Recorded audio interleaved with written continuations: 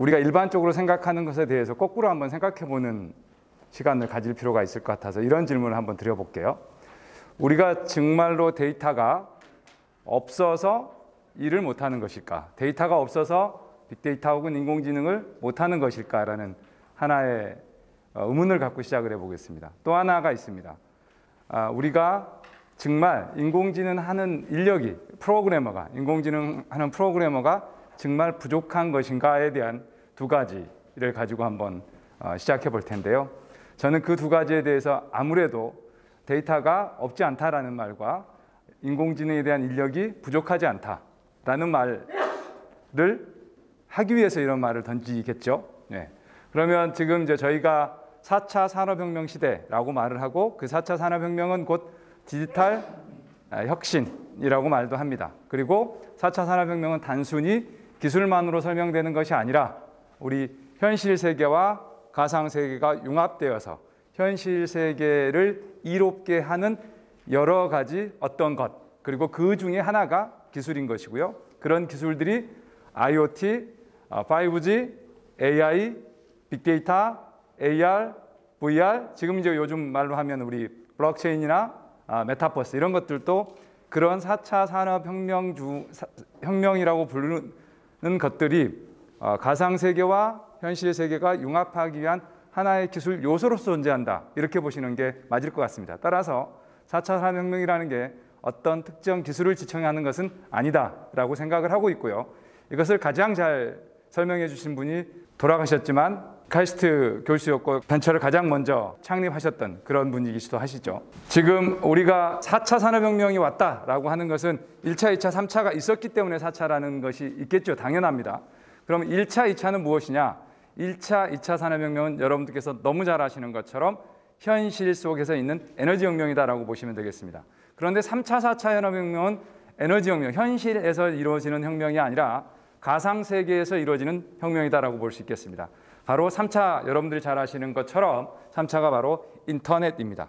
그리고 4차 산업혁명이 사실은 이 4차 산업혁명이 무엇인지도 잘 우리가 규정하지 못하고 있는 경우도 많습니다. 그래서 4차 산업혁명을 우리가 얘기할 때 물질, 오프라인, 현실 세계이죠. 그리고 온라인, 이게 이제 우리가 말하는 가상 세계이죠. 그러면 이 오프라인과 온라인 간에 어떤 충돌과 갈등을 생기고 오프라인에서 발생한 데이터, 오프라인에 발생한 어떤 것들을 온라인으로 정보화하고 그 정보들을 잘 분석해서 뭘 만들고 가치를 만들고 그 가치를 다시 어디에다가 오프라인에다가 전해주는, 즉 오프라인에서 발생한 정보를 온라인으로 가져오고 온라인에서 정보, 데이터 기반으로 가치를 만들고 그 가치를 다시 어디에? 오프라인, 현실 세계에 피드백해주는 이런 과정을 4차 산업혁명이라고 볼 수 있겠고요. 바로 그럴 때 사용되는 다양한 기술들이 존재한다라고 볼 수 있겠습니다. 데이터가 발생했다 그러면 수집을 먼저 하겠죠. 데이터가 수집되고 그 수집된 데이터는 어디인가에 저장되고 분석하겠죠. 그럼 이 저장되고 분석하는 걸 분석을 먼저 하느냐, 저장을 먼저 하느냐에 따라서 조금 우리가 다른데 이건 조금은 전문적일 수 있지만 저장을 먼저 하고 하루 있다가 이틀 있다가 한 달 있다가 분석하는 것을 배치 분석이라고 말합니다. 그리고 데이터가 들어오면 수집되면 즉시 가치를 만들어내는 분석을 우리는 실시간 분석이라고 합니다. 당연히 실시간 분석 쪽으로 가치가 기울어 가고 있겠죠. 그렇게 저장 분석을 하고 난 다음에 가치를 창출하게 되고 이 가치를 창출한 그 가치를 어떻게 하면 될까요? 피드백하면 될 것 같습니다. 그래서 이 가치를 창출한 가치가 최적화되고 이것들이 다시 우리 현실 세계에 반영해서 현실 세계를 이롭게 하는 이러한 것들을 우리가 4차 산업혁명이다라고 말하고 온라인과 오프라인의 융합이다. 그런데 이 온라인, 오프라인의 융합은 어떤 조건이 존재합니다. 어떤 조건이겠습니까? 당연히 현실 세계를 이롭게 한다라는 조건이 존재합니다. 그런데 우리가 늘 맞서는 한 가지가 있죠. 과거 시대와 새로운 시대를 올 때 우리는 늘 과거 시대에 익숙해 있습니다. 우리는 현재 사는 사람들이니까요. 과거하고 더 많이 살았잖아요. 그래서 미래 시대로 가는 것에 대한 저항감이 있습니다. 우리 비근한 예로 마부 예를 들지 않습니까? 마부가 어떤 마부가 나왔을 때 나는 망했어요. 나는 이제 직업을 잘릴 거예요. 이런 마부도 있었고 그래? 그러면 내가 이참에 뭐를 해서 증기기관 차를 운전해서 새로운 직업을 가져봐야겠구나라고 생각하는 두 가지의 패턴이 있을 것입니다. 굳이 말할 필요 없이 세상을 이끌어가는 사람들은 후자이겠죠. 새로운 것에 적응하고 그 새로운 것을 활용하는 사람들일 겁니다. 아마도 여기 계시는 많은 분들께서도 새로운 것에 적응하고 그것을 활용하고자 저 같은 엔지니어를 부르지 않았을까 싶습니다. 자, 그러면 한번 예를 들어서 설명을 드려보겠습니다. 우리가 응급의료체계에서 어떤 일이 생겼냐? 전철에서, 지하철에서 사람이 쓰러졌습니다. 그러면 우리 과거 스타일로 하면 어떻게 할까요? 쓰러진 사람을 누군가가 얼른 가서 괜찮습니까? 이렇게 할 거예요. 그리고 자, 주변에 누구 의사 없으세요? 이렇게 할 겁니다. 그죠? 그리고 그 다음에 119에 전화를 해서 여기 사람이 쓰러졌는데 어느 역에서 세울까요? 그리고 기관사고 커뮤니케이션에서 어떤 역에 세우고 그때 119가 와서 그 환자분을 모시고 갈 거예요. 근데 모시고 가는데 어느 병원으로 가느냐는 가장 가까운 병원으로 가겠죠. 네, 이런 것들이, 그렇게 병원에 갔더니 어디로 갑니까? 응급실로 들어갑니다. 응급실로 들어가면 어떤 일이 생길까요? 굉장히 많은 의사분들이 오셔서 상당히 많은 조사를 합니다. 그리고 계속 대기합니다. 네, 그러다가 괜찮은 분들은 괜찮겠지만 굉장히 위중한 분들이라면 큰 화를 당하실 수도 있겠죠. 이게 우리가 과거의 응급의료체계였습니다. 그런데 4차 산업혁명, AI 빅데이터 기반의 응급의료체계는 어떻게 바뀔 건가를 한번 생각해 보시죠. 자, 전철을 가고 있는데 전철에서 사람이 쓰러졌습니다. 그러면 이 지하철 안에는 뭐가 있을 거냐면 다양한 센서가 있을 건데 그 중에서도 우리가 CCTV가 존재할 것 같아요. CCTV가 사람을 바로 비치겠죠. 바로 비친 다음에 이 사람이 정상 패턴이 아니라는 것을 인지합니다. 그리고 어느 노선, 어느 기차의 어느 칸에 이상 행동을 보이는 사람이 존재한다는 것을 인지하게 됩니다. 그 다음에 이 사람의 얼굴을 통해서, 줌인을 해서 얼굴을 통해서 이 사람이 누구인지를 식별하게 됩니다. 그리고 이 사람이 어떻게 됐다는 걸 식별되면 이 사람이 지금 현재 건강상의 문제가 있다라고 식별이 되면 열차에 타고 있는 분들 중에서 의사인 분을 찾을 겁니다. 그래서 바로 그 분의 핸드폰 문자가 딱 가겠죠.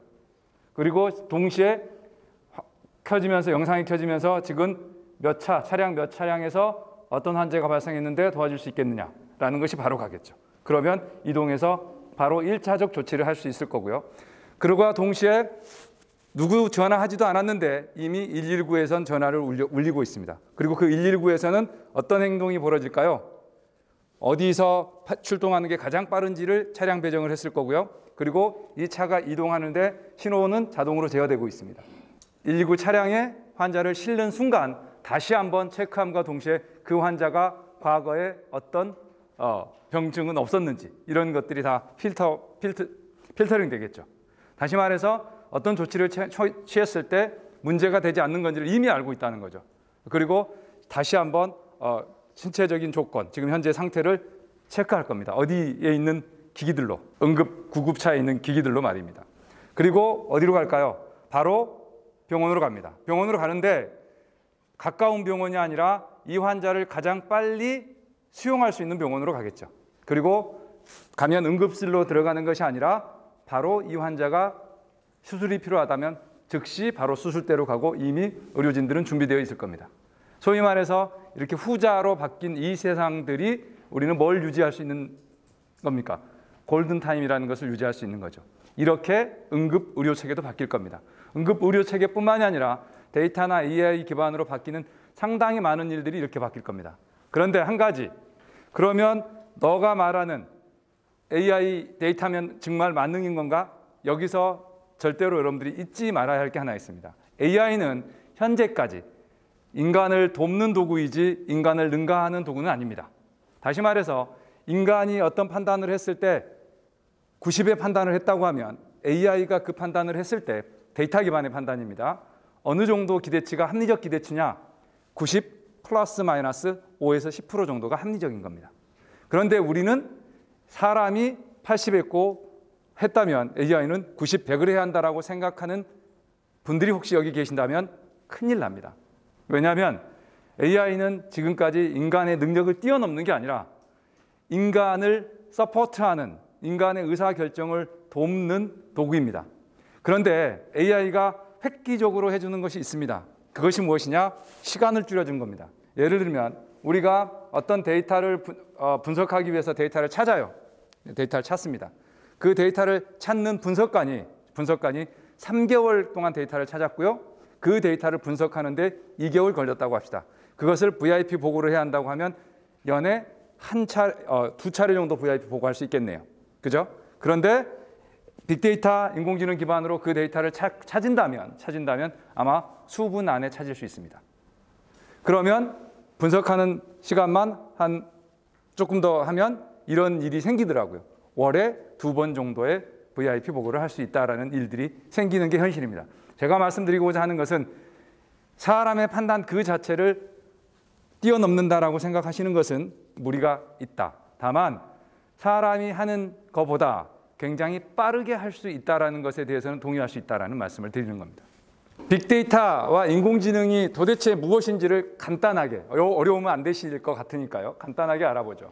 여러분들께서는 이런 말씀을 들어보는지 모르겠어요. ITOA라는 거, IT에서 발생하는 모든 데이터들을 기반으로 해서 뭔가를 하겠다라는 거라고 생각하시면 돼요. 그러면 IT라는 것은 어플리케이션도 있고요, 모바일도 있고요, 다양한 클라우드도 있고요, 시스템들이 존재합니다. 여기에서는 모든 정보들이 쏟아지죠. 예컨대 CCTV에서는 뭐가 쏟아질 거고요, 영상이 쏟아질 거고요. 그리고 제가 말하는 이 마이크에서 그냥 틀면 소리가 나올 거고요. 그죠? 그리고 어떤 시스템, 여러분들이 사용하는 어떤 시스템에서는 여러분들이 사용하는 로고가 남을 거고요. 그렇죠? 그리고 위성에서는 위성 사진이, 위성 영상이 나올 겁니다. 그럼 모든 데이터들을 모읍니다. 이걸 빅데이터라고 하죠. 모아서 그것에 대해서 분석하는 행위, 그게 바로 ITOA 시스템이라는 겁니다. 그리고 그런 ITOA 시스템에선 트렌드를 분석한다든가 어떤 인사이트를 찾는다거나 이상 탐지를 한다거나 분류를 한다거나 이런 것들을 다양한 일들을 하는 이런 시스템, 우리가 시스템에서 발생한 모든 데이터를 모아서 그 데이터 기반으로 분석하는 것을 ITOA라고 말을 하고 있고, 이 ITOA의 근간은 빅데이터 체계인 거죠. 그래서 빅데이터를 우리가 과거 말할 때 굉장히 큰 거입니다라고 말해요. 굉장히 큰 겁니다. 그럼 얼마나 큰데요? 그러면 수테라, 수페타 이렇게 말하죠. 수제타. 알겠어요. 그러면은 속도는요. 아무래도 데이터가 굉장히 많으니까 빠르게 처리하기 매우 어렵겠죠. 그래서 빠르게 처리할 필요가 있겠죠. 여러분들 일하실 때 정말 똑똑한 사람도 아주 어려운 일이 아닌 일반적인 일을 혼자 하면 쌓이죠. 여기 계신 분들이 비슷비슷한 일을 1000개 있으면 나눠서 하면 훨씬 빠르죠. 마찬가지입니다. 빅데이터 처리에서는 그래서 나눠서 합니다. 그걸 분산 처리라고 하죠. 그 다음에 다양한 데이터가 존재합니다. 다양한 데이터인데 이 다양한 데이터를 말을 할 때 우리가 이렇게 말합니다. 정형이냐, 비정형이냐, 반정형이냐. 정형이라는 것은 그냥 여러분들이 이렇게 보시면 될 것 같아요. 자, 이름 블라블라블라, 전화번호 블라블라블라블라, 주소 이렇게. 그러면 우리가 엑셀 시트에다가 딱 하고 딱딱딱 정리해 놓은 이거는 뭐라고 볼 수 있는 거예요? 정형 데이터라고 볼 수 있는 겁니다. 그러면 비정형이라는 건 뭘까요? 지금 제가 하고 있는 이 말, 이거 비정형입니다. 그리고 여러분들이 읽는 뉴스, 이거 비정형입니다. 그렇죠? 영상 다 비정형이죠. 왜냐하면 그것들을 정형은 아니니까. 그런데 반정형은 뭘까요? 자, 뉴스인데 뉴스를 우리가 어떤 그 포털에서 뉴스를 본다고 생각해 보시면 정형과 반정형이 섞여 있습니다. 비정형이. 정형은 뭘까요? 언제 어느 신문사가, 어느 언론사가, 어떤 기자가, 요것까지가 뭐가 될까요? 정형이 되겠죠. 그리고 전체 내용은 반정형이 될 겁니다. 비정형이 될 겁니다. 이런 것들을 반정형이라고 할 수 있죠. 자, 다 좋다 이거예요.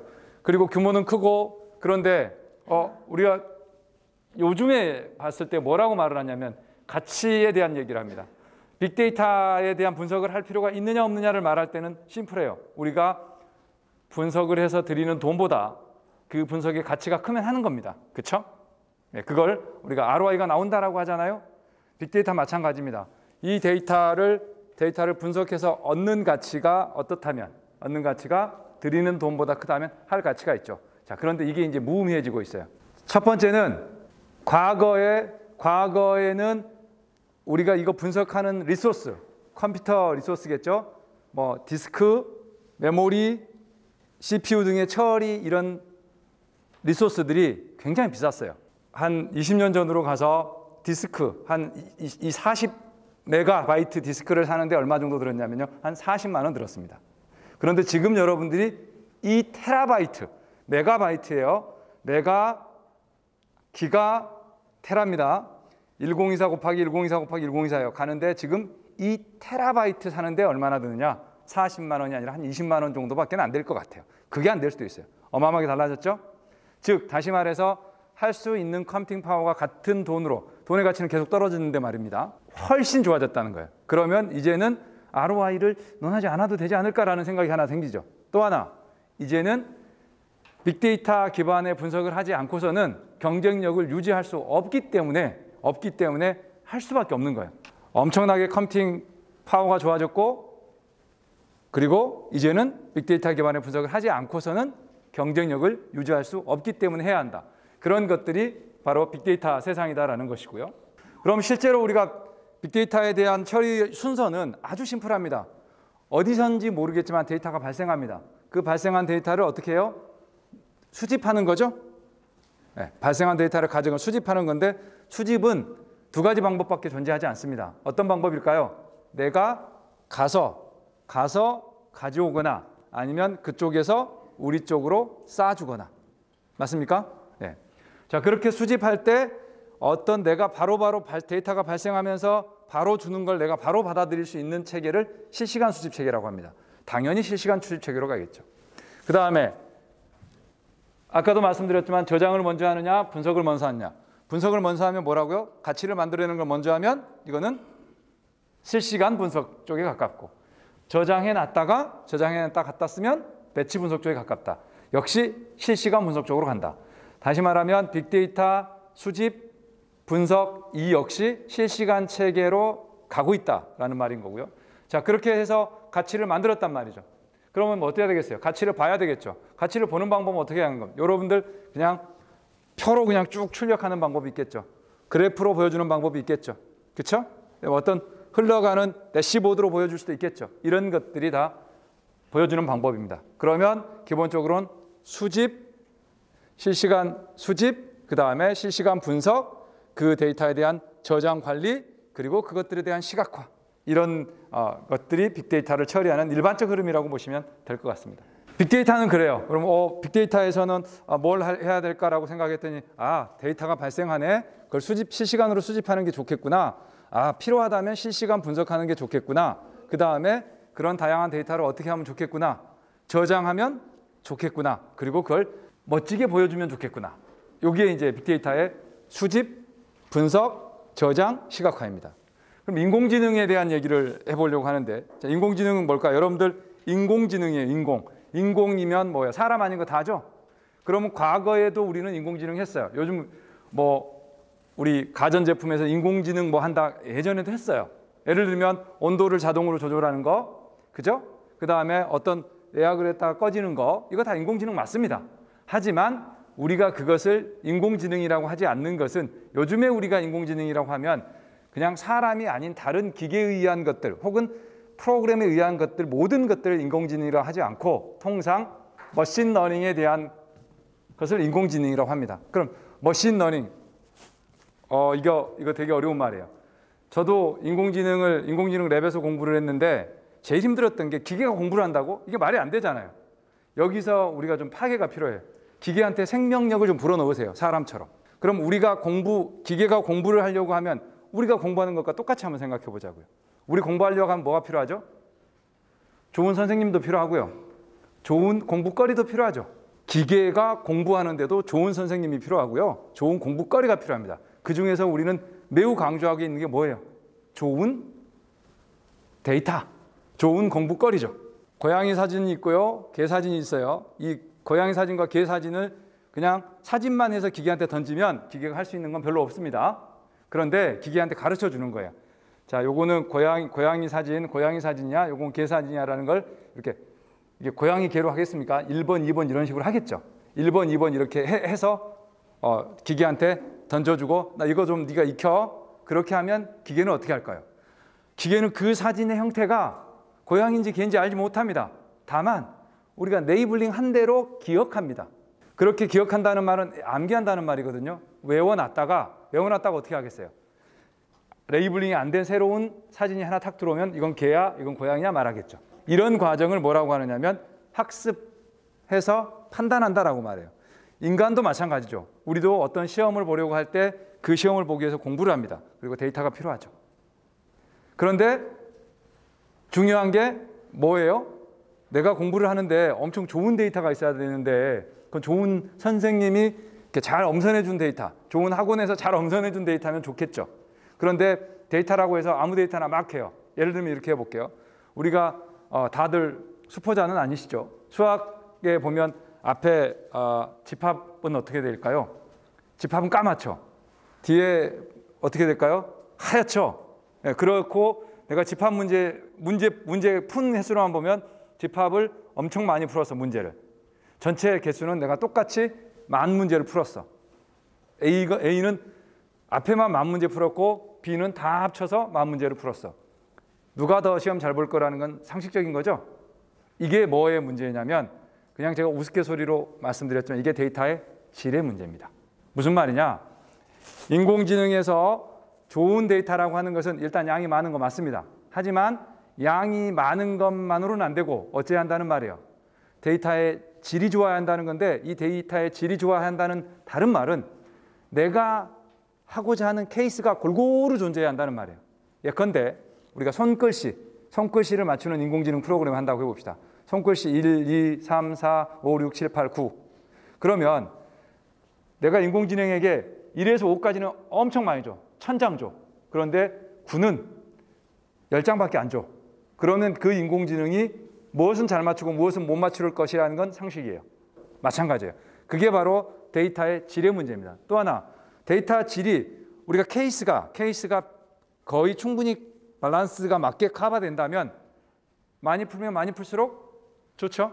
그건 데이터 양의 문제예요. 즉 데이터 질과 양의 문제로 가야만 인공지능은 잘할 수 있는 겁니다. 그리고 또 하나, 데이터의 질적인 문제와 양적인 문제와 동시에 뭐가 필요하냐? 좋은 선생님, 이거 알고리즘이죠. 그런데 이 알고리즘은 여기 계신 분들이나 제가 만들지 않아요. 국내에서도 인공지능 알고리즘을 만드는 분들은 100손가락 안에 들 정도가 될지도 몰라요. 그런 분들에 의해서 만들어진 것을 우리는 사용합니다. 그렇기 때문에 인공지능 알고리즘 만드는 사람들은 정말 대단한 사람들이 맞습니다. 그런데 활용하는 저는 그닥 대단하지 않습니다. 갖다 쓰면 되니까요. 자, 그 다음에 그럼 기계가 공부한다는 건 뭐였어요? 문제에다 답을 주고 그것을 기계한테 던져주니까 암기한다. 그리고 답이 없는 문제를 탁 던져주니까 그 암기한 것을 내뱉는다. 이게 머신이 러닝한답니다. 머신 러닝이에요. 사람이 공부하는 것과 뭐가 다릅니까? 하나도 다르지 않죠? 그 다음에 딥러닝이 있습니다. 딥러닝이라는 건 뭐냐? 우리 그 인간의 뇌 체계가 누런 체계로 굉장히 복잡하게 단계 돼 있다고 하잖아요. 그런 것처럼 얘가 인풋, 히든, 아웃풋 원래는 3개의 레이어만 존재했는데 이 히든 레이어를 한 100개 층을 쌓은 거예요. 그랬더니 잘 맞추더라. 그래서 그거를 인간의 머리하고 유사하게 해서 늘렸더니 히든 레이어를 엄청 늘렸더니 잘 맞추더라. 그래서 딥러닝이에요. 그리고 이 딥러닝이 통상 잘 맞추더라 라는 겁니다. 그러면 이렇게 얘기했죠. 딥러닝은 머신러닝이고 머신러닝은 인공지능이겠죠. 그래서 이 딥러닝이 요즘에 각광받고 있는 이유도 그 정도다라고 생각하시면 될 것 같습니다. 누가 어디에 쓴다고 생각하십니까? 아무나 아무 곳에나 씁니다. 이미 여러분들은 인공지능을 사용하고 계세요. 싫든 좋든. 그러니까 어디에다 누가 씁니까? 이런 질문 자체가 무의미합니다. 이제 인공지능은 실천하는 실용의 단계, 응용의 단계에 접어든 거예요. 뭐 자율주행, 스마트홈, 메디컬 케어, 인프라, 스마트 농업, 뭐 보안, 로봇, 금융, 교육, 커머스, 자율배송, 블라블라블라 다 씁니다. 자, 그리고 여러분들이 기회가 된다면 한번 가보시면 보스턴 다이나믹스 혹은 현대 다이나믹스가 됐죠. 이런 것들에 대한 사례들은 얼마든지 보실 수 있고 이제 이런 것들이 새롭지 않다. 인공지능이 기계가 공부한다는데 그 공부한다는 게 무슨 말인지를 조금 더 구체적으로 얘기하고 그리고 인공지능이 할 수 있는 일을 한번 생각해 봅시다. 자, 인공지능이 공부하는 방법은 통상 한 3가지 정도로 분류합니다. 그냥 큰 넓은 의미에서 지도학습, 비지도학습, 강화학습, 물론 반지도학습 이런 것도 있죠. 그럼 지도학습이라는 건 뭐냐면 지도학습이라는 눈치채셨을 수 있겠지만 자, 아까 우리가 공부하려면 데이터가 있어야 한다고 했죠? 문제가 있어야 돼요. 문제에 답이 있는 문제와 답을 주고 던져주고 공부시키는 거. 이거를 뭐라고 할까요? 지도학습이라고 합니다. 즉 이게 강아지니까 강아지라고 레이블링 한다고 하죠. 레이블링 된 데이터를 던져주고 기계에게 공부시키는 방법, 이게 지도학습입니다. 그럼 마찬가지죠. 비지도학습은 뭐겠어요? 비지도학습은 뭐만 주겠어요? 레이블링 시키지 않고 뭐만 줘요? 그냥 문제만 주죠. 공부할 때 자, 답을 안 줬어요. 그리고 우리는 답을 몰라 절대로. 그런데 막 수학 문제, 국어 문제, 영어 문제 막 섞어서 그냥 탁 줬어요. 그러면 우리가 할 수 있는 건 뭘까요? 그냥 뭔지 모르겠지만 뭐 좀 이게 비슷한 글자로 생겼어. 그러니까 이거 한번 묶어보고 또 비슷하게 생겼어. 이거 한번 묶어보고 비슷하게 생겼어. 이거 묶어보고 그랬더니 이게 대략 수학 문제인 것 같고 이게 대략 국어 문제인 것 같고 이게 되게 영어 문제인 것 같네. 요 정도죠. 정확하지 않죠. 어떤 특징점을 찾아서 묶어내는 거가 됩니다. 그래서 비지도학습에서는 군집화나 차원 축소를 하는 거고요. 지도학습에서는 뭐예요? 정확하게 어떤 점 하나를 찍거나 리그레션이죠. 혹은 뭐 하거나 이게 개냐 고양이냐 사람인데 화난 사람이냐 우울한 사람이냐를 분류를 하는 거죠. 자, 그다음 강화학습이라는 것 이것도 우리가 어렵게 생각하실 필요 1도 없어요. 자, 직원들이 일을 했는데 누군가가 칭찬을 해요. 그럼 그런 칭찬받은 형태로 일을 하려고 할까요? 그 반대로 일을 하려고 할까요? 칭찬받은 형태로 일하려고 하겠죠. 기계도 마찬가지입니다. 무슨 말이냐? 자, 어떤 행위를 기계가 시켜요. 할 수 있는 모든 케이스를 다 일을 시켜봐요. 그렇게 해서 성공했어. 그럼 너 1점, 플러스 1점, 잘했어. 시간이 넘어가 버렸어. 너 그냥 0점. 하다가 잘못됐어. 너 마이너스 1점. 이렇게 해서 모든 케이스를 무한 반복시킨 다음에 그 결과에 대해서 피드백을 하는 거예요. 그러면 기계 역시 어떻게 된다는 말이에요. 칭찬받은 행동으로 하려고 한다라는 말입니다. 그게 바로 강화학습이에요. 이런 예가 있어요. 우리 기어서 이제 막 걸으려고 하는 애한테 그 애가 되게 싫어하는 것을 막 일어나려고 하는데 싫어하는 걸 턱 얼굴에다 대보면 어떻게 되겠어요? 뒤로 낮아빠지겠죠. 그런데 그 애가 되게 갖고 싶어하고 좋아하는 것을 앞에서 이렇게 해주면 어떻게 하겠어요? 일어서겠죠. 별반 다르지 않다. 이게 바로 강화학습이라고 보시면 돼요. 그럼 인공지능의 학습의 종류는 지도학습, 비지도학습, 강화학습, 물론 반지도학습도 있습니다. 이런 게 존재하고 그럼 인공지능으로 할 수 있는 일은 뭐냐? 할 수 있는 일은 뭐냐? 대략 4가지 정도가 됩니다. 인공지능으로 할 수 있는 일은 어떤 거냐? 첫 번째, 리그레션은 이런 거 그냥 쉽게 예를 들면 이런 거예요. 우리 자녀들의 국어, 영어, 수학 점수를 가지고 과학 점수를 맞추려고 해요. 그러면 어떻게 해야 될까요? 국어, 영어, 수학 점수가 뭐예요? 문제죠? 그리고 우리가 답이 뭐예요? 과학 점수죠? 그럼 과거의 국어, 영어, 수학 점수, 자, 국어가 80점, 90점, 100점 맞으니 과학은 95점 맞더라. 이런 케이스가 많이 있어야겠죠. 레이블링 된 정보를 주는 거죠. 그리고 난 다음에 어떻게 하겠어요? 공부시킨 다음에. 이제는 과학 점수는 안 주고 국어가 70점 맞았고 영어가 80점 맞았고 수학이 60점 맞았네. 그럼 과학 점수는 몇 점 맞을까? 이렇게 묻는 거죠. 그게 뭐냐? 리그레션입니다. 즉 하나의 점을 찾는 거죠. 네. 자, 그다음 클래시피케이션인데요. 클래시피케이션 아까 말씀드렸던 것처럼 개냐 고양이냐 분류하는 거, 그리고 우리 사람 얼굴 안면 인식하는 거, 이런 것들이 다 뭐예요? 클래시피케이션에 해당됩니다. 분류의 문제이죠. 인공지능에서 가장 흔한 문제입니다. 또 하나는 뭐냐? 어노말리 디텍입니다. 자, 이 어노말리 디텍은 뭐냐? 어노말리 디텍은 이상 탐지죠. 제가 여기에 있는데 저의 카드가 서울에서 쓰이는 거 이상하죠? 제가 여기에 있는데 제 카드가 미국에서 쓰이는 거 이상하죠? 네, 그런 것들을 찾아내는 게 이상탄입니다. 또 어떤 장비가 어떻게 됐을 때 온도가 일반적인 것보다 더 올라간다든지 습도가 더 올라가다든지 이런 이상을 발견해내는 것을 이상탐지라고 말합니다. 그러면 인공지능을 할 수 있는 세 가지를 말씀드렸어요. 분류, 회귀, 리그레션, 분류, 클래시피케이션, 이상탐지, 어노멀리 디텍, 그리고 마지막 하나는 군집화, 클러스터링입니다. 아까 이 군집화라는 건 뭐예요? 자, 여기 누군가 뭔지 모르는데 외계인한테 와서 여기를 딱 보여줘요. 그리고 한번 그냥 묶어보세요 그래요. 묶어보세요. 그럼 외계인이 어떻게 묶을까요? 이렇게 마스크 쓰고 있는 막 이걸 크게 보면 여기 다 묶을 거예요. 그리고 뭐 보니까 책상이 뭐 이게 뭔지 모르겠지만 뭐 앞에 있는 이렇게 묶고 이렇게 이런 걸 뭐라고 해요? 군집화라고 한다고요. 그럼 군집화 할 때는 문제를만 주었지 답이 있어요, 없어요? 답이 없죠. 답을 안 주니까 그 특징점을 찾아서 묶는 거, 그걸 클러스터링이라고 합니다. 자, 그러면 여기서 하나 우리가 어떤 도메인에서도 상관없이 데이터의 종류를 한번 생각해 봅시다. 여러분들이 상상할 수 있는 데이터 한번 다 말씀해 보시죠. 어떤 데이터가 있을까요? 여러분 상상할 수 있는 데이터. 소리 있죠? 또 소리 있으니까 이미지 있죠? 소리와 이미지 합쳐놓으면 뭐가 될까요? 영상 있죠? 맞습니까? 또 굴러다니는 문서 이런 거 다 텍스트죠? 뉴스 문서 다 텍스트 있죠? 그 다음에 위성 영상은 좀 특별한 게 위성 데이터 있죠? 그 다음에 또 뭐가 있을까요? 그 다음에 그냥 우리가 그냥 악성 코드 같은 거 이런 걸 바이너리 데이터라고요. 바이너리 있죠? 그 다음에 우리가 산업 현장에서 나오는 로그 수치 데이터 있죠? 자, 그러면 이 7가지인 거거든요.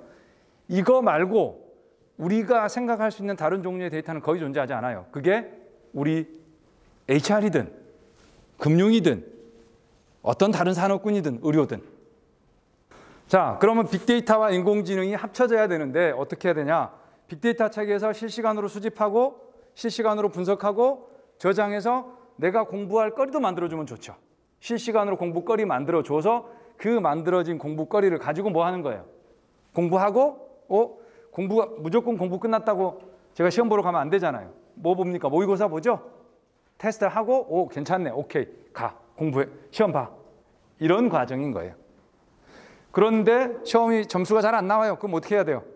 다시 공부해야죠 뭐. 그런 관점에서 봤을 때 아까 빅데이터에 대해서 얘기했고 인공지능에 대해서 얘기했어요. 그럼 이 빅데이터와 인공지능이 뗄 수 있는 거냐? 그렇지 않은 것 같다. 그 얘기를 하기 위해서 이거는 실제로 빅데이터와 인공지능이 발전한 히스토리예요. 아까도 말씀드렸지만 맨 처음에는 그냥 데이터를 쌓는 것만으로도 그냥 뿌듯했어요.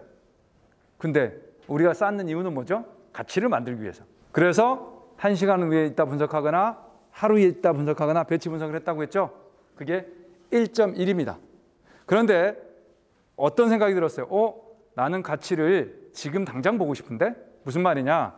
지금 현재 여기에 계신 분들이 어떤 애티튜드인지, 박병훈이라는 사람이 지금 무슨 말을 하고 있는지 이런 것들을 실시간으로 알고 싶은 거예요. 왜?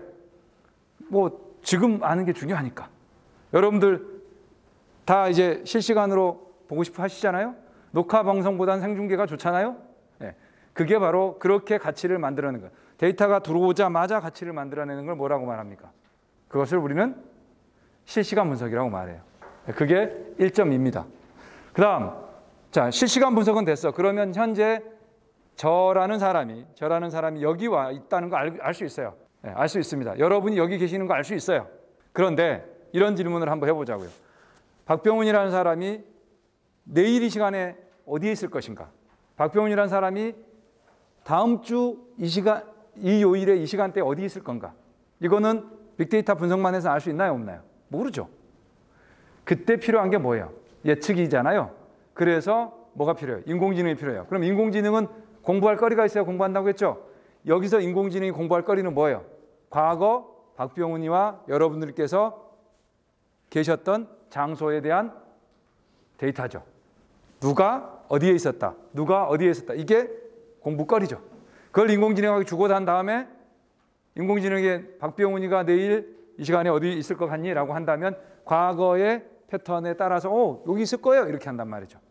이게 바로 인공지능입니다. 다시 말해서 실시간을 뛰어넘어서 이제는 예측하고 싶은 거예요. 네. 자, 그런데 그럼 빅데이터와 인공지능을 떼놓지 말고 같이 보자 이거죠. 왜? 데이터 기반의 지능화가 의미가 있으니까. 그래서 합칩니다. 그게 바로 인공지능 빅데이터 통합 플랫폼이에요. 그렇죠?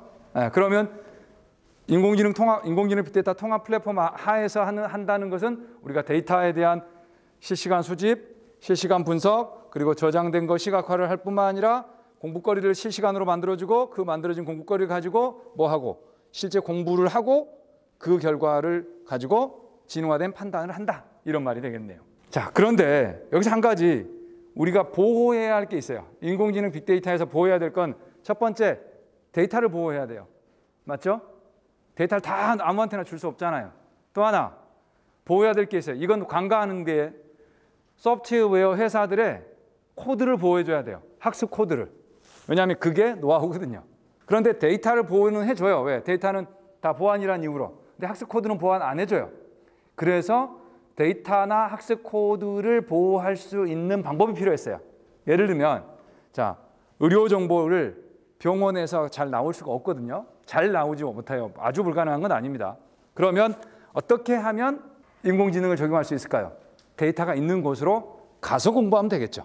네. 그런 것들을 뭐라고 하느냐면 엣지 AI라고 합니다. 그리고 코드를 보호하게 하기 위해서 저희는 리버스 엣지 AI라는 개념이 있어요. 어쨌든 엣지 AI 개념이 필요해졌다라는 말이에요. 엣지의 개념이.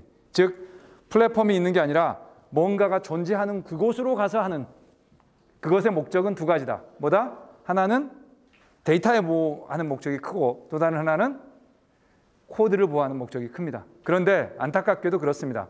중소 중견기업의 코드는 보호되지 않아요. 여기서 실제로 보호받을 수 있는 코드는 대단한 기업들이 보호받죠. 왜? 코드 주라고? 안 해 우리. 이러면 되죠. 근데 중소 중견기업이 코드 주라고? 안 해 이럴 수 있습니까? 그럼 너 빠 그러잖아요. 그죠? 그럼 이렇게 하면은 자 이렇게 플랫폼이 생겼고 엣지가 생기면 코드도 보호하고 데이터도 보호하고 플랫폼 차원에서 통합도 돼. 그런데 이런 체계를 가질 수 있는 정도는 굉장히 큰 공공기관이나 큰 기업이나이지 일반 중소 중견 기업한테는 안 되는 일이잖아요. 그죠? 그럼 그들에게도 쓰게 하고 해야 되고 또 실제로 이런 자 빅데이터 체계, 인공지능 체계 이거 다 체계 밟아 올라오려면 2, 3년 걸릴 수도 있죠. 좀 빠르게 쉽게 쓰게 하는 방법 없을까라고 해서 어디다 옮기는 거예요. 이것을 클라우드 향으로 옮깁니다. 클라우드 향으로 옮겨서 필요에 따라서 쓰세요라고 하는 게 되는 거죠. 이게 실제로 발전해온 역사입니다. 역사. 그리고 이제는 클라우드 기반으로 플랫폼이나 인공지능 서비스들이 되고 있죠. 플랫폼. 이 말을 들을 때 여러분들은 야, 그 또 플랫폼이냐. 그러니까 뭘 해도 다 플랫폼이래 요즘. 뭘 해도. 저는 좀 그거 아닌 것 같아요.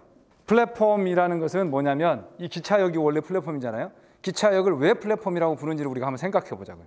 왜 기차역이 플랫폼일까요? 공통성과 가변성이 분명하기 때문에 그래요. 여기서 공통성이라는 건 뭐겠어요? 역, 레일, 이건 공통성이에요. 가변성은 뭐겠어요? 어떤 기차가 오고 내리냐. 그러면 만일에 우리가 새마을호에서 KTX로 가고 KTX에서 뭐 SRT 가고 또 새로운 기차가 나온다고 합시다. 그랬을 때 역사를 다 때려 부숴서 다시 짓는다면 플랫폼이 아니죠. 이것을 플랫폼이라고 부르는 이유는 그 역사를 유지한 채 새로운 기차의 가변성을 수용할 수 있는 정도의 선로를 다시 하는 정도인 거죠. 즉 플랫폼에는 공통성이 존재해야 되고 가변성과 공통성이 나눠져야 한다는 말입니다. 그런데 모든 걸 그냥 다 플랫폼이라고 하는 것은 아닌 것 같다. 그래서 아까 말씀드린 것처럼 빅데이터와 인공지능을 따로 생각하지 말고 하나의 합쳐진 플랫폼으로 생각하자. 그러면 이걸 합치면 어떻게 되느냐? 실시간 지능화 플랫폼이 되는 거죠. 그리고 또 하나죠. 이 얘기를 제가 5년 전에 했을 때는 쟤 뭐지? 이런 소리를 드렸지만 지금 이 얘기를 누구도 크게 터달지 않으신 것 같아요. 빅데이터 체계, 인공지능 체계가 있습니다. 그리고 그 위에 진화된 서비스들이 존재해요. 그런데 우리는 어떻게 접근하냐? 이 지능화된 서비스 하나를 위해서, 예를 들면 뭐를 위해서? 부하 예측을 위해서 빅데이터 인공지능 체계 또 만들어. 또 뭘 위해서? 보안 감시를 위해서 빅데이터 인공지능 체계 만들어. 또 뭐 하기 위해서? 음성 인식하기 위해서 빅데이터 인공지능 체계 만들어. 그러면 지금 현재 우리가 해야 될 인공지능 서비스는 수천 개, 수백 개가 될 수도 있는데 시스템이 수천 개, 수백 개 되겠네요?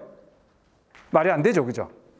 그러면 이때 우리가 생각해야 될 건 뭐란 말이에요? 빅데이터와 인공지능 체계는 공통, 커머널리티가 있으니까 요거는 플랫폼으로 가고 요 데이터와 목적은 가변성으로 가자. 다시 말해서 플랫폼을 활용해서 목적과 목적에 맞는 데이터가 있으면 어떻게 하자? 확장해 나가자. 이것이 바로 실제로 인공지능 빅데이터를 범용화시키고 실제 just do it하게 뭔가 프랙티컬리 적용할 수 있는 방법이다. 그리고 이렇게 하지 않으면 이제 안 된다. 제가 드리는 말씀 아니고 구글에서 이렇게 말합니다. 뭐 요거는 이제 인프라 개념인데 여기서는 여러분들이 엔지니어가 아니시니까 인프라를 바라볼 때는 어떻게 바라보면 되겠어요? 뭔지 모르겠지만 인공지능 하려고 할 때는 뭔가 연산을 굉장히 많이 해야 하는데 그래서 그 연산을 하는데 좀 빠르게 하는 게 필요한데 그 녀석을 우리가 GPU라고 하더라. 사실은 그래픽 카드거든요. 옛날로 말하면 우리 게임할 때 썼던 그래픽 카드예요. 왜? 게임할 때 그 화려한 영상을 만들기 위해서 굉장히 많은 연산이 필요하거든요. 그래서 GPU가 많이 필요하더라. 그리고 일반 빅데이터 체계에서는 그냥 CPU 기반으로 해도 되더라. 이 정도만 알면 될 것 같습니다. 그 다음에 아까도 말씀드렸죠. 그렇게 해서 어떻게 하자고요? 올리자고요. 어디에 올리자고요? 클라우드로 올립시다. 클라우드로. 네. 여기에 근거는 뭔가요? 클라우드 1.0에서 2.0으로 가게 되고요. 이때 국내는 좀 부족한 것 같더라. 해외는 잘하더라. 그런데 실제로 클라우드로 올려서 한번 쏴봤더니 이렇게 되더라. 맨 밑에는 뭐가 되고? 클라우드 인프라입니다. 클라우드 인프라는 우리가 물리적 서버를 가상 머신 형태로 이렇게 제공받는 거예요. 예. 어쨌든 그냥 컴퓨팅 파워라고 보시면 돼요. 그 컴퓨팅 파워 위에 뭘 올렸어요? 빅데이터 인공지능 플랫폼을 올렸어요. 그 위에 뭐를 올렸을까요? 그 위에 제가 인공지능 서비스를 올렸어요.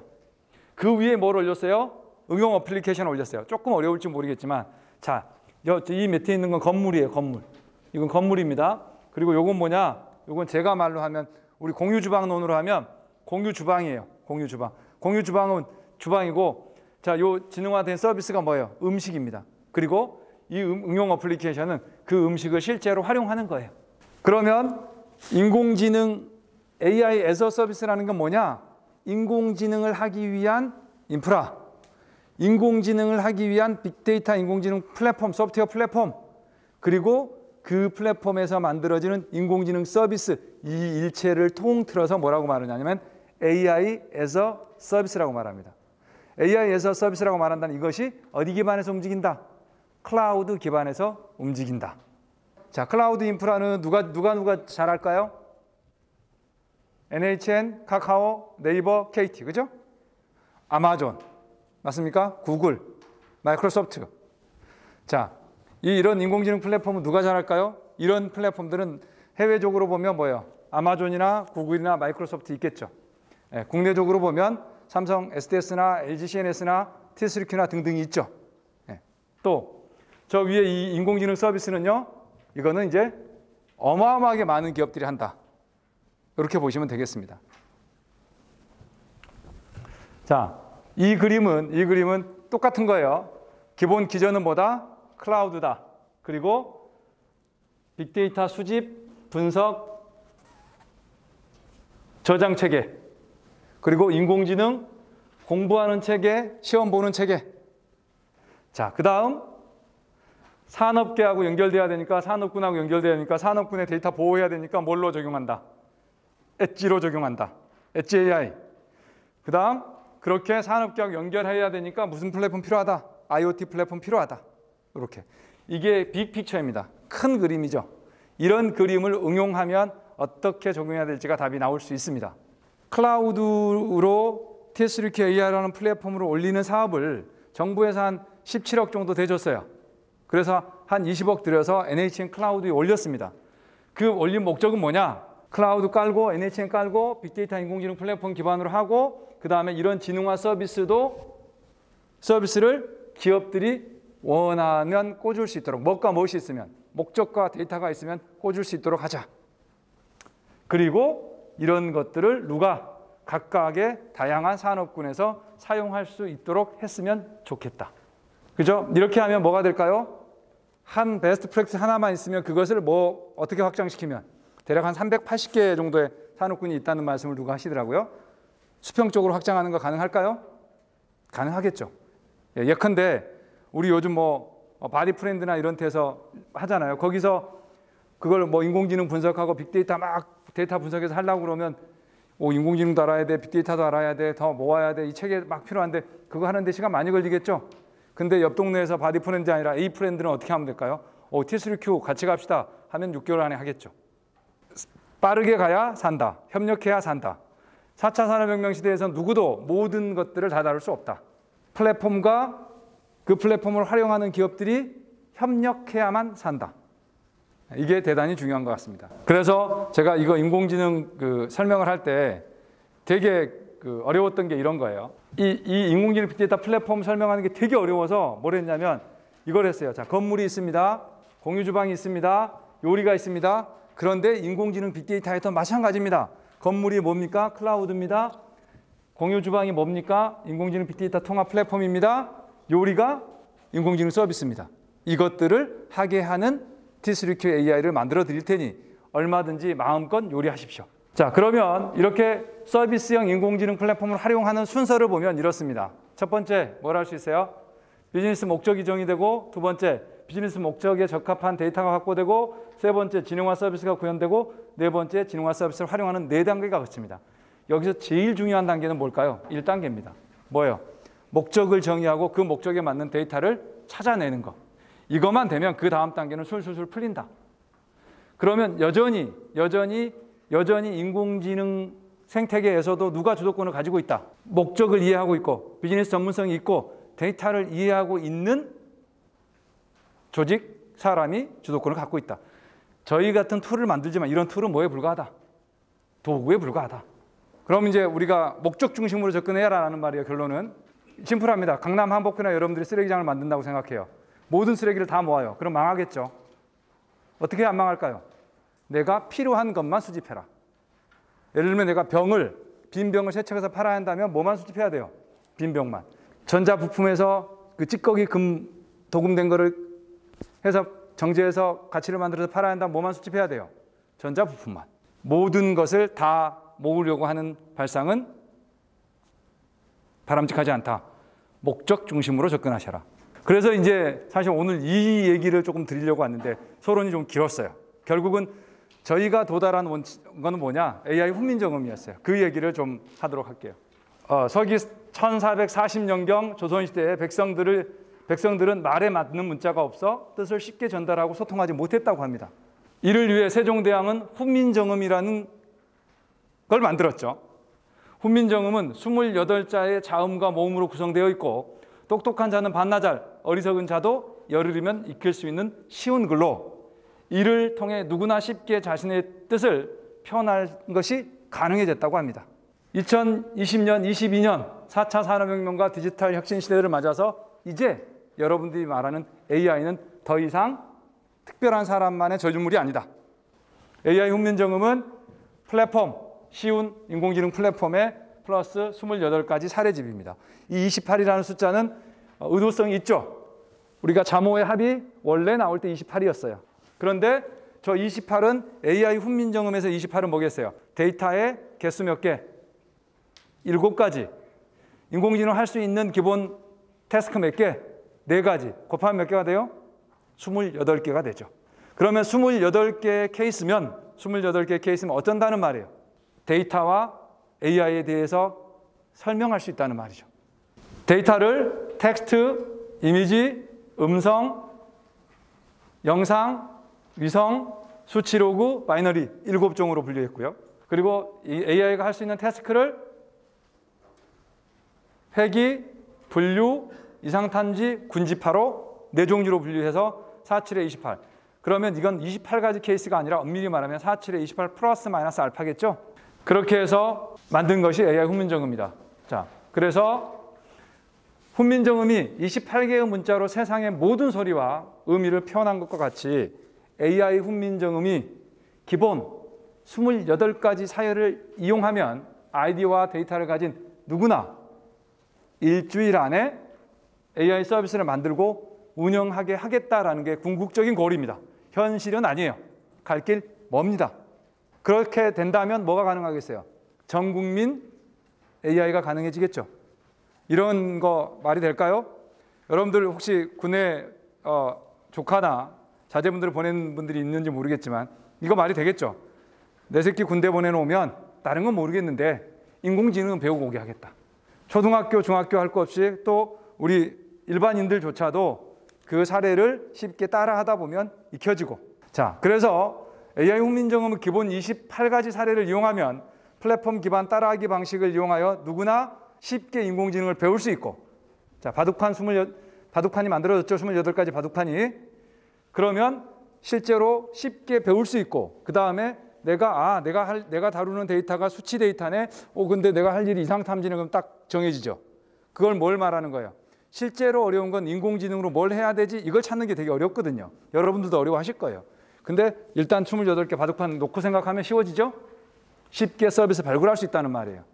그 다음 서비스 발굴이 쉬워졌다면 사례집 안에는 뭐가 있어요? 이미 다 있어요. 목적, 데이터, 알고리즘은 전처리 알고리즘, 학습 알고리즘, 추론 알고리즘, 후처리 알고리즘, 그리고 영상을 통해서 설명하는 거, 그리고 가이드가 다 있어요. 그러면 쉽게 만들 수 있다는 말이죠. 즉 28가지 AI 훈민정음을 위해서 쉽게 배우고 쉽게 찾고 쉽게 만들 수 있다. 개발할 수 있다. 향후 이러한 28가지 사례집을 확대해 다양한 전문 영역에 맞는 28 플러스 마이너스 알파 케이스를 만들게 되면 급속하게 산업으로 확장할 수 있다. 그렇게 해야만 AI를 가장 잘 활용할 수 있는 나라가 된다. 저는 그렇게 생각하고 있고 그런 것들을 실천으로 옮기고 있는 중입니다. 이미 T3K라는 플랫폼은 다양한 프로젝트나 다양한 기관에 의해서 검증되었고요. 지금 6월 달까지 이 28가지 사례를 만들고요. 이 사례에 대해서 베스트 프랙티스를 만들어서 내년 정도는 이 사례를 기반으로 해서 전 산업계에 실제 적용 AI를 적용하는 데 확장하는 데 매진하려고 합니다. T3K AI 플랫폼 사용자는 AI 훈민정음을 활용하여 서비스를 생산하고 판매할 수도 있기 때문에 우리 시장에서 이런 거죠. 구글, 우리 유튜브죠. 유튜브에서는 제가 소비자이기도 하지만 제가 영상을 만들 수도 있죠. 즉 무슨 말입니까? 생산자이자 소비자라는 말이죠. 프로슈머라는 말입니다. 바로 이것이 요즘 디지털 시장이죠. 과거에 시장에서는 공급자가 공장을 가지고 있었고요. 그 공장에서 만들어진 물건을 시장에다 내놨고요. 사용자는 그 물건을 사서 썼어요. 그러니까 이 시장의 유연성이 안 생기죠. 왜? 공장이 있어야 되니까. 그런데 요즘 디지털 시장에서는 어때요? 시장에 공장이 존재합니다. 그리고 내가 소비자님과 동시에 생산자가 될 수 있어요. 이거는 무한한 시장이 되죠. 그게 바로 여러분들 페이스북이고 유튜브지 않습니까? 그러면 어떻게 활용할 건데요? 예, 이렇게 전국민 AI 맹태치 및 접근성 향상을 통한 지식격차 해소하겠다. 아까 말했던 내 새끼 군대 보내놓으면 인공지능은 배우게 오게 하겠다. 각 학교의 인공지능 교육 및 교원 AI 역량 강화하겠다. 중소벤처 제조 플랫폼에서 하고 있는 캄프죠. 저희 플랫폼이 들어가고 그 위에서 다양한 제조업체들이 다양한 사용자들이 자기만의 인공지능 서비스를 만들도록 하겠다. 인공지능 서비스를 저가 다 만드는 건 절대로 불가능합니다. 미친 짓이죠. 뭘 제공하고 쉽게 접근할 수 있도록 길을 제시하고 그것을 따라서 하다 보니 이거네. 내 데이터 갖고 이렇게 하니까 되네. 이렇게 접근하는 것이 상식적으로 합리적이다. 이미 정부는 뉴딜 정책들이나 이런 걸 통해서 인프라를 많이 확충해 놨고요. 데이터 사업을 통해서 AI 데이터 많이 확보해 놨습니다. 그죠? 이제는 확보해 놓은 인프라와 데이터를 활용하는 거예요. 그 활용의 첫 번째는 그 데이터를 이용해서 다양한 사람들이 서비스를 만들어 보고 따라해 보는 겁니다. 그렇게 해서 인공지능을 이해하는 거죠. 저희 회사는, T3K라는 회사는 이런 훈민정음의 일종의 일환으로서 하고 있는 큰 여러 가지 사업이 있지만 굉장히 큰 의미 있게 지금 하고 있는 사업이 닥터 앤서라는 사업이고요. 정밀의료의 플랫폼 구입안에다 다양한 기업들이 의료 서비스를 꽂아서 이것을 어떻게 하고 3차 병원뿐만이 아니라 1, 2차 병원에 확대하고 더 나아가서는 중동이나 동남아에 수출하고 캄프라는 제조 플랫폼을 이용해서는 거기에 다양한 중견 데이터들이 가지고 있는 중소중견 기업들이 자기 아이디어와 데이터를 가지고 지능화 서비스를 만들어서 공유하는 생태계를 만들고자 하는 것. 이게 AI 훈민정음이 가고자 하는 길입니다. 아까 제가 이제 이런 말씀 드렸잖아요. 우리 데이터가 정말 없어서 못 씁니까? 아닙니다.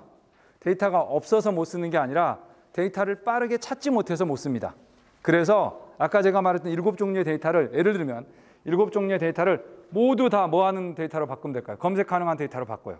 그리고 내가 뭘 집어넣어도 텍스트를 집어넣든 이미지를 집어넣든 소리를 집어넣든 소리도 검색되고 이미지도 검색되고 텍스트도 검색돼요. 예를 들면 제가 하는 이 영상에서 지능화 서비스 발굴을 이렇게 영상이 있었어요. 그럼 제가 이거를 빅데이터와 딱 영상을 다 빅데이터화해서 지능화 서비스 발굴이라는 키워드를 제가 목소리로 주든 타이핑으로 주든 영상으로 주든 줬어요. 그랬더니 이 영상에 어떤 프레임에서 했는지를 딱 찾아가야만 되지 않겠습니까? 그렇게 할 수 있다는 거죠. 그렇게.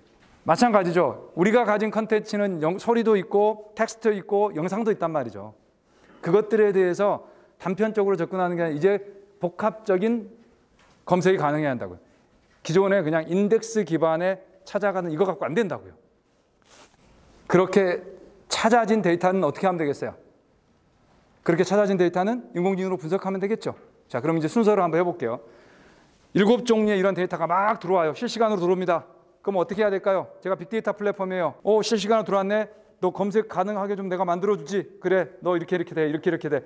내가 못하겠네. 인공지능 도와줘. 인공지능 플랫폼에다가 그런 서비스를 가지고 자동으로 검색 가능하도록 데이터를 만들어요. 야, 저장소 네가 좀 보관하고 있어. 저장소 보관하고 있죠. 그 다음에 키워드가 날라와요. 야, 박병훈이 울산 이런 키워드가 날라왔다고 쳐요. 그러면 거기서 끄집어서다가 이 영상을 딱 찾아줄 수 있겠죠. 이 프레임을 찾아줄 수 있다고요. AI 인력이요. 그냥 답부터 말씀드릴까요? 알고리즘 개발하는 사람 이거 대단한 사람들 맞아요. 부족합니다. 프레임워크 플랫폼 개발자, 기존의 웹 잘 개발하는 기존 소프트웨어 엔지니어들 할 수 있는 일이에요. 저희가 하고 있다고 해서 매우 대단하지는 않고요. 조금 대단해요. 자, 지능화 서비스 개발자, 인공지능 우리가 말하는 프로그래머들이죠. 이거 대단해요? 단언컨대 대단하지 않습니다. 실제로 웹 어플리케이션 프로그래머보다 양성하기 더 빨라요. 중요한 건 업과 데이터를 이해하는 것이지 인공지능 코딩이 중요하지 않습니다. 매우 쉽습니다. 이거 제가 일주일이면 하게 해드리겠다고 지금 말씀드리고 있잖아요. 지금은 아니지만 앞으로. 그러면 이 인력 부족하다고 말한 건 잘못됐다고. 이 인력 길러야 한다는 것도 제가 봤을 땐 고민해봐야 할 대목이 있습니다. 자, 지능화 서비스 발굴 매우 중요하죠. 결국 웹 어플리케이션에서 보세요. 누구는 똑같은 웹 기술이잖아요. 당근마켓, 구글의 검색 엔진, 카카오의 톡 똑같은 웹 기술을 가지고 누구는 돈을 벌고 누구는 돈을 못 벌죠? 왜 그럴까요? 누가 서비스를 발굴해서 했냐의 문제예요. 인공지능 그렇게 간다라는 말입니다. 자, 지금은 이제 티스리큐가 해왔던 그냥 공공이나 이쪽에서 해왔던 사례들을 쭉 퀵하게 넘기면서 실제로 제법 했네라는 것들을 말씀드리기 위해서 말씀드리겠습니다. 저희가 한 40개 했어요. 40개. AI 기반 정밀의료 과기정통부 사업인데요. 이미 정부 돈이 한 700억 정도 든 걸로 알고 있고요. 여기에 아까도 말씀드렸지만 인공지능 빅데이터 플랫폼 위에 다양한 의료 서비스들, 정밀의료 서비스니까 뭐 암 진단이나 사진 이런 게 많이 있겠죠. 이런 서비스들을 만들어서 그것을 가지고 궁극적으로는 1, 2차 병원 그리고 글로벌리 수출하는 이런 과제를 지금 하고 있고 1차 사업이 끝났고요. 2차 사업도 올해가 2년 차입니다. 그리고 2차 사업이 끝나면 실제로 1, 2차 병원까지도 확대하려고 하는 그런 사업입니다. 자, 이거죠. 네. 플랫폼 기반으로 해서 플랫폼이 항모가 되고 다양한 이런 전투 체계들이 올라와서 의료 지능화 체계를 선도해 보겠습니다. 또 저희 플랫폼이 광주 데이터 센터에 4년 동안 공급하는 그런 솔루션으로 지금 들어가 있습니다. 광주 AI 데이터 센터는 글로벌 10대 연산량을 자랑한다고 하죠. 네, 거기에 지금 저희 플랫폼이 활용되고 있고요. 또 캄프 중소 세계 최초 민관 협력 AI 중소벤처 제조 플랫폼이라고 하네요. 자, 이 분야에서 저희가 인공지능 빅데이터 파스 부분에 대해서 사업자로 지금 들어가서 하고 있습니다. 아까 제가 말씀드렸던 게 이제 그 통일부 사업인데요. 이 통일부 사업에서는 아직 저희가 끝은 못 봤습니다. 한 2월 말이나 3월 달에 끝을 이 사업의 종료를 할 것 같은데, 모든 데이터를 실시간 수집해서 실시간 검색 가능한 변화 데이터로 바꾸고 빨리 찾게 하고 그 찾아진 것을 어떻게 하겠다. 징화된 방법으로 분석하게 하겠다. 그런데 이런 것들은 어느 조직이나 필요하다. 왜? 그 데이터만 내가 목적만 다르지 그 데이터의 종류는 다 비슷하다.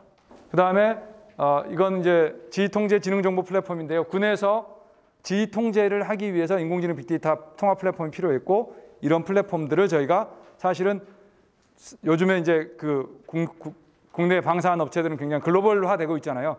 그런 글로벌화된 방사한 업체, 그리고 대한민국에서 가장 센 연구소와 겨루어서 저희가 하고 있는 사업이기도 합니다. 또 이건 뭐예요? 지뢰에 대해서 인공지능을 이용해서 한번 찾아보는 이런 사업도 저희가 하고 있고요. 기상 예측, 실제로 기상청보다 오히려 공군이 더 중요하더라고요.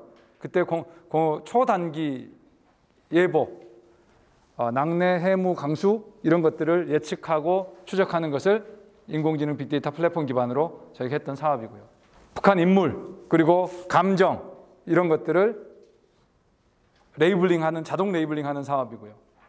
산업단지공단에서 하는 사업인데, 중소중견 기업들이 저희 플랫폼 기반으로 해서 다양한 원추광마 진단 서비스, 서핑몰 의리 추천 서비스, 맞춤형 관광정보, 자연처리 체포 상담 서비스, 요청 자동 분류 이런 것들을 하게 하는 생태계를 만들기 위해서 첫 발을 뗐던 2018년도 사업입니다. 그리고 아까 말씀드렸던 나이파의 도움을 받아서 저희 플랫폼이 네이버 NHN 클라우드 위로, 엄밀히 말하면 코스컴이죠. 코스컴과 NHN 클라우드 위에 올라가는 사업이었고요. 그때 뭐 CCTV 보안이라든지 유사 상표 검색이라든지 문서 자동 분류라든지 이런 것들도 시범 서비스로 올라갔고요. 객체, CCTV를 통해서 객체 인식하는 거, 그 다음에 제품 이상 탐지하는 거, 그 다음에 계약서 자동 작성하는 거, 요거는 리인이라는 리걸 인사이트라는 법률회사와 협력해서 했던 사업이고요. 그리고 상표 유소되는 우리 특허정보원하고 협력해서 했던 그런 사업이고요. 과제입니다. 그리고 문서 분류, 문서에 대한 걸 이게 어떤 건지 분류하는 것들. 또 뉴스가 들어오면 이게 정치 뉴스인지 사회 뉴스인지 이런 것들을 분류하는 것들이겠죠. 그리고 이상 탐지 알고리즘을 만든 거. 그리고 자동차에 대해서 어느 정도 견적이 나오는지 이런 것들을 하는 것. 그리고 실제로 통신에서 어디에 장애가 발생했고 어떻게 발생할 건지에 대한 것들을 실시간으로 모니터링하는 것. 그리고 라이프로그, 요즘 우리가 의료 데이터와 내 생활 데이터를 합쳐놓은 걸 라이프로그라고 하잖아요. 이런 라이프로그를 관리하고 있는 체계에 저희 플랫폼을 공급하고 있고요. 그리고 스마트폰에서 저는 스마트폰이 저의 사회적, 정신적, 육체적 건강 상태를 가장 잘 안다고 생각합니다. 그래서 스마트폰 기반으로 그런 서비스를 하는 걸 제가 특허 출원해 놓은 거고요. 그리고 이거는 금융권에서 실시간 모니터링 하는데 했던 사례입니다. 그리고 이건 국방 분야에서 뭐 한 겁니까? 우리 전체를 다 보지 못해요. 왜냐하면 이게 다 가려지거든요.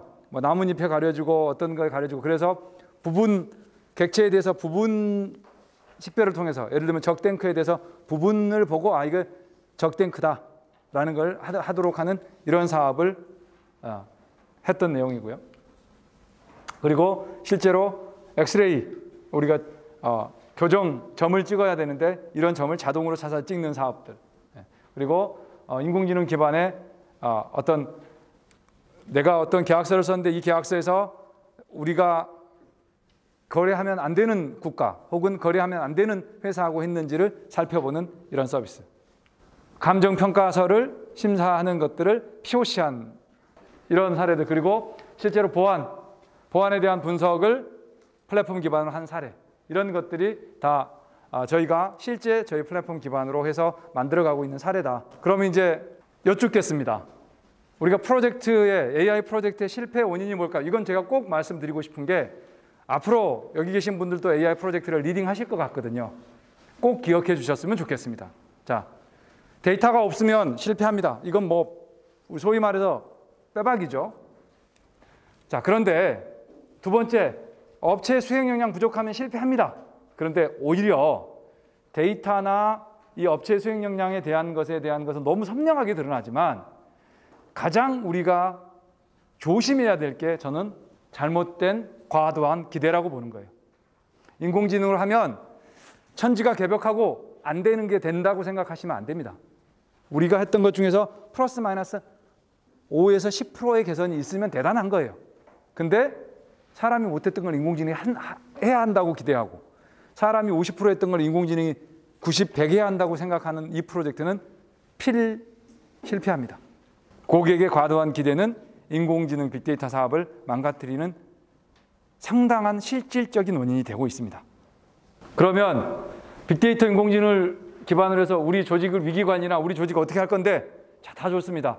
빅데이터 기반의 의사결정할 수 있고요. 언론 및 유관기관 분석할 수 있어요. 이런 거. 그리고 실제로 아까 제가 말했던 게 뭐예요? 실시간 진흥화된 빅데이터 인공지능 체계에 의한 검색, 스마트 검색이죠. 이거가 되면 굉장히 많은 체계가 만들어집니다. 그런데 결론은 뭐냐? 결국은 돈으로 갑니다. 얼마를 쓸 거냐? 이런 것들을 여러분들께서 꼼꼼하게 잘 해주시면 될 것 같고요. 제가 말씀드리고 싶은 거는 마지막으로 AI는 결코 어렵지 않습니다. 그리고 이제 AI는 실제 프랙티컬리 말하지 않고 개념을 말하거나 꿈을 말해서는 안 됩니다. Just do it 해야 되고 이제는 실천할 때다. 그리고 그 실천은 쉬운 플랫폼과 사례에 접근을 하는 확산이 현재로서 제가 생각하고 있는 답이라고 생각하고 있고 이것을 지속적으로 개선해서 전 국민 누구나 목적과 목적에 맞는 데이터만 있다면 쉽게 인공지능을 할 수 있도록 하고자 하는 것이 지금 저희가 가고자 하는 길입니다. 경청해 주셔서 감사합니다.